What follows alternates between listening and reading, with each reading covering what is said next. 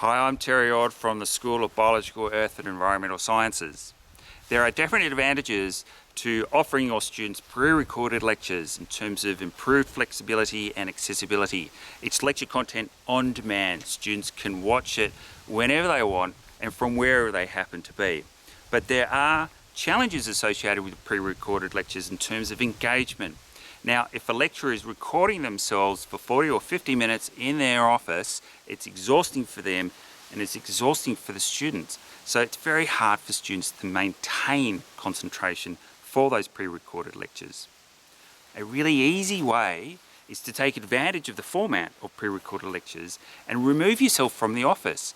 Perhaps record yourself out of the front of your school building. Or if you're doing research in a lab, perhaps give a lecture in the lab setting. If you're teaching business and something about finance, record yourself in the city, in the financial district.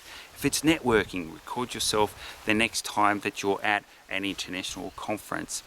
I teach evolutionary biology, ecology and animal behaviour, so I take the opportunity when I'm out in the field to also record a lecture that's related to the topic of the sort of research that I'm doing.